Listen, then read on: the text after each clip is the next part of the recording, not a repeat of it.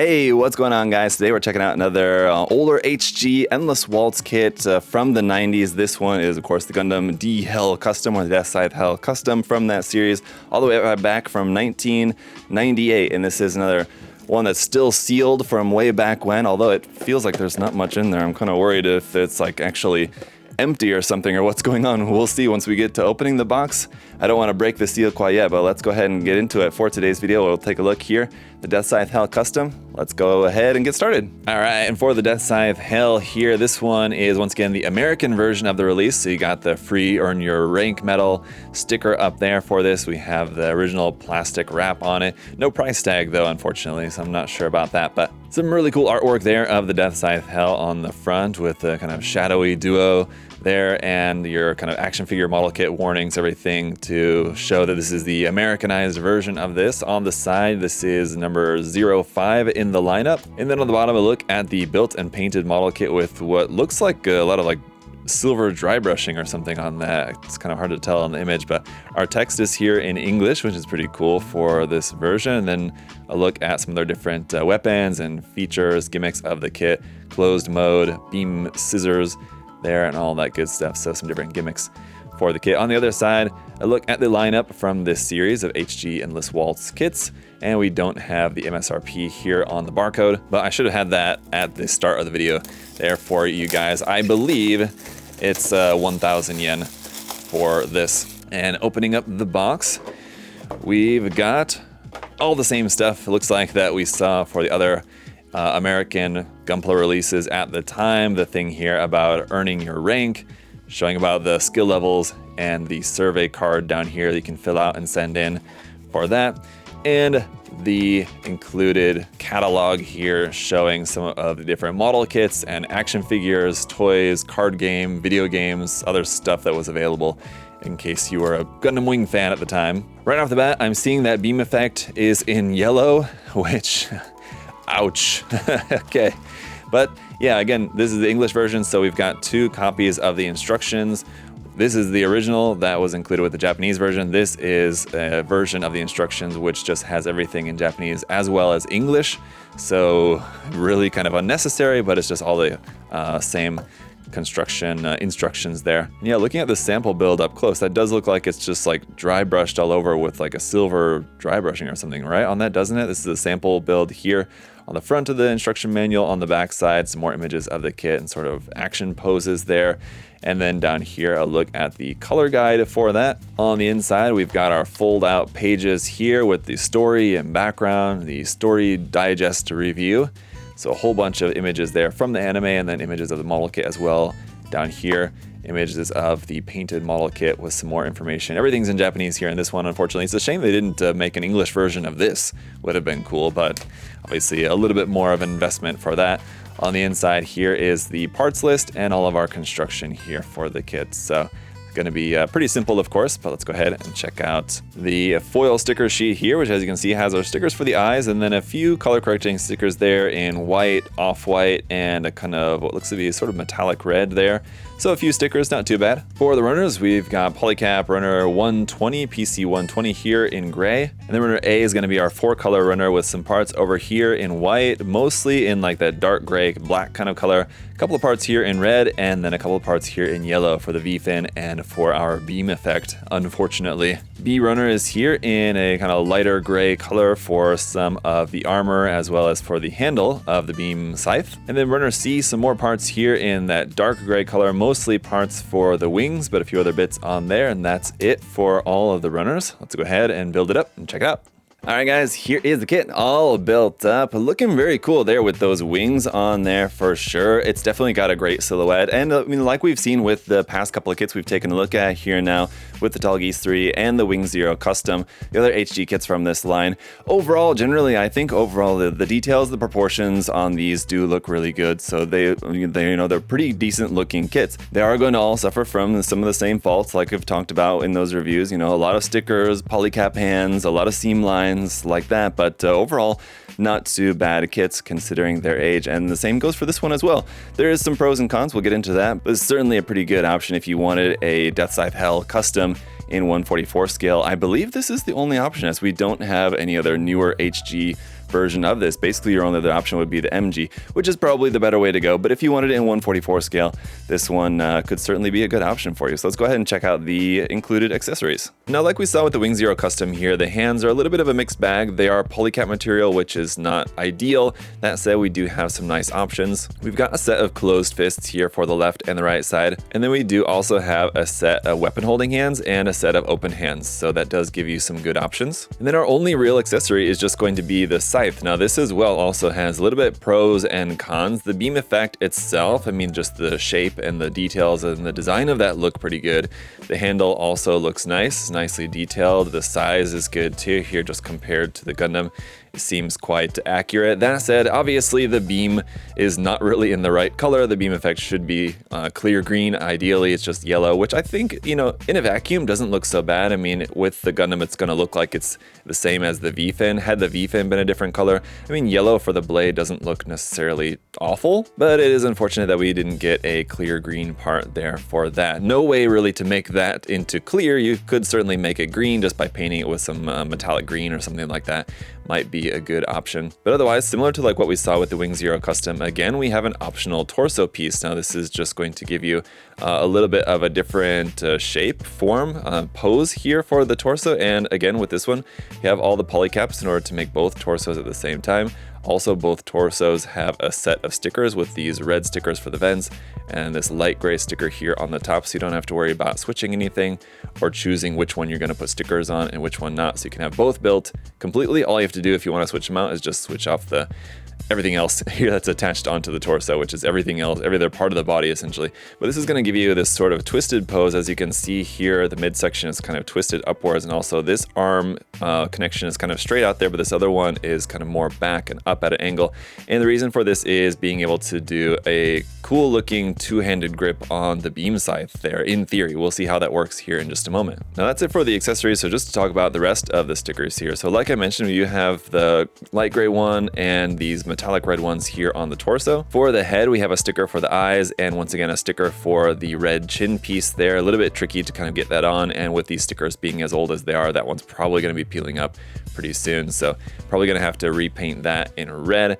For the head, you don't actually have a sticker for the head camera, but once again, I just cut out a little piece of the sticker sheet just to make that look at least somewhat reflective there, so that it looks a bit more like a head camera. Down here on the front skirts, we have light gray stickers for those parts right there. And then here on these parts, the kind of like shield parts on the side of the arms, white stickers that wrap around the top and bottom of those shield parts there on the side of the arms. And otherwise, that's about it. So again, not really too bad, even if you opted to not use the stickers entirely. I mean, you'd be missing this little red accent on the chest, which I feel like is pretty nice.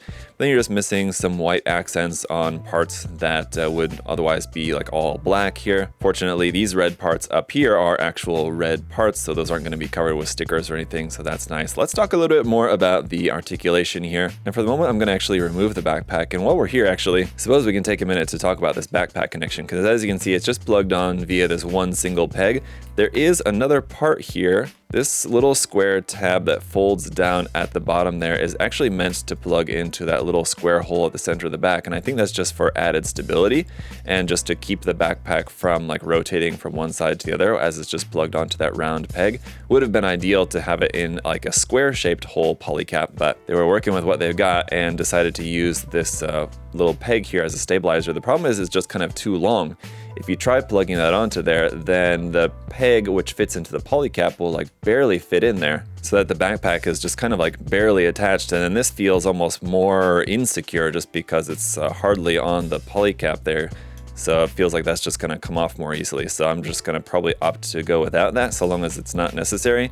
While we've got the backpack here in hand, the main wings will be able to move up and down a little bit. Between like this section and this section of the wings, it's just a fixed connection. We are able to close the wings around the Gundam in theory. Again, we'll try that here in just a second. But as you can see, even on the underside of the wings here, all of those mold injector little circles there are going to be a real pain to try to sand those out. So that's going to be kind of a challenge if you are planning on like painting the kit and doing it up. But going back to the main kit here, so we don't have any articulation at all in the torso other than a little bit of rotation, and emphasis on a little bit because it's like barely able to rotate there at the torso section. So it's great that we have that optional torso for giving us a little bit more posing options. You just swap that. The head will go up And wait a minute. The head will go, well, it's on a ball joint. It should go up and down slightly, but again, it's going to be kind of like with that hip rotation, very slight movement that we're getting out of this. Seems like maybe just the way or the depth that the polycap is plugged into the head there is not really allowing for much up and down articulation there at all. And of course, side to side is not really going to be an issue.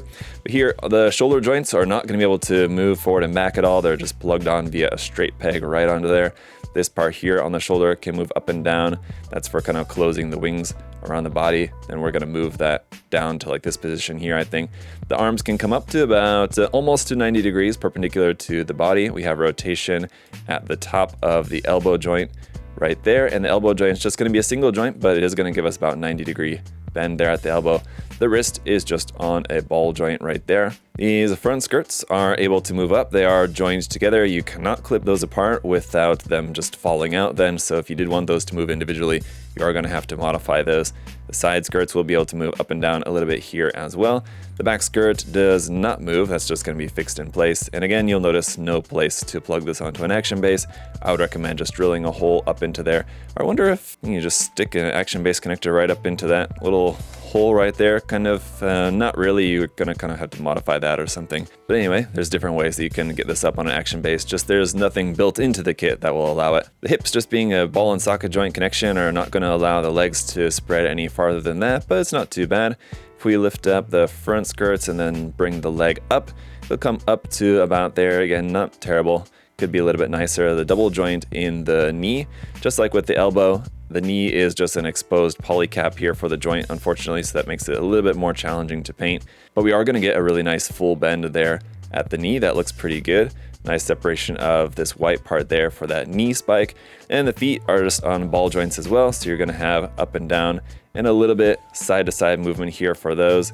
Not too much up underneath the feet. You are going to have some detail, but the feet, like everything else on the kit, has seam lines down the middle, seam lines down the middle of the legs, the thighs. The upper arms have a seam on the side. I think the forearm maybe wouldn't really have too much of a seam, maybe a little bit of one, like kind of above where this cuff part here crosses the top. So we'll have a seam line pretty much just about on everything on this kit. And then how we're going to transform the wings to close around the Gundam. Basically, you're just going to move this connection piece to just like a different position, and then the wings will just reattach like that. So there will be a bit of a gap here in the side between the front and the back part of the wings, but folded down. But that is where this white part's gonna kind of fold down slightly like that. The red part is also going to fold down on the front side. And I think we can stick this, the spike from the knee is kind of getting in the way. I think this can like stick out right there. And once you kind of get everything situated, you can close up the wings around the Gundam here, something like that, which doesn't look too bad. I mean, like we saw with the Wing Zero Custom, it's not perfect, but it's pretty cool that it can get at least pretty close to what it's supposed to look like. Not bad. So I gotta say, not too bad at all for this one. Pretty much you could essentially copy and paste my commentary from the Wing Zero Custom onto this one. I'm gonna be saying pretty much everything the same. That this one, I think at a glance, just the overall details and proportions, everything of this look really good. It is going to have a lot of stickers, a lot of seam lines, and those polycap hands are all just kind of the unfortunate realities of mid-90s HG kits, and obviously we've come a long way since then, but for the time, not too bad a kit at all. If you wanted an HG or a 144 scale Deathscythe Hell, you don't really have any other option other than this, I believe. I'm pretty sure we still have not got any, even like a P Bandai version of this in HG scale, and obviously no RG either. Who knows if that might be coming in the future? I kind of doubt it, but if you remember, we did kind of see that teaser image that Bandai put out when they first were releasing the real grade Wing Gundam. But yeah, honestly, I kind of doubt if we're ever going to see this in the RG line. Maybe someday, who knows? But like I said, I think the Master Grade's probably going to be the best way to go if you're a fan of this design, and we'll actually be reviewing that kit next, so stay tuned for that, and we'll of course have a comparison between the two. Not really too much to compare because obviously the Master Grade's going to be much better in pretty much every way, except for of course the fact that this kit is going to be very cheap. So if you can get your hands on it for MSRP and you're, particularly a fan of smaller kits or like 144 scale, then this option will certainly be a good option for you. Otherwise, for pretty much every other reason why you may be looking for the kit, I think the Master Grade is going to be the better bet. So a really nice option here for you. You will have your work cut out for you if you're planning on fully painting the kit and everything, but if you just want a little piece of nostalgia from the Gundam Wing rainy days, this is certainly a nice, cheap, simple kit that you can just build and put up on the shelf and enjoy. So let me know what you guys think about this kit down in the comment section below. That's it for my reviews, at least for the time being, of the HG Endless Waltz kits from the 90s. But like I said, we'll be taking a look at the master grade of this guy up next, so stay tuned for that. And if you guys want to check out some more Gundam kits for yourself, you can check the link in the video description down below the video for our USA Gundam Store. We've got all sorts of great gunpla there for you guys, as well as paints, tools, supplies, and all that good stuff. So check out that link. And as always, thanks so much for all of your support, leaving a like, making sure that you're subscribed. Really appreciate it, guys. Thank you so much. Until next time, hope you guys all have a great day. I'll see you later. Bye-bye.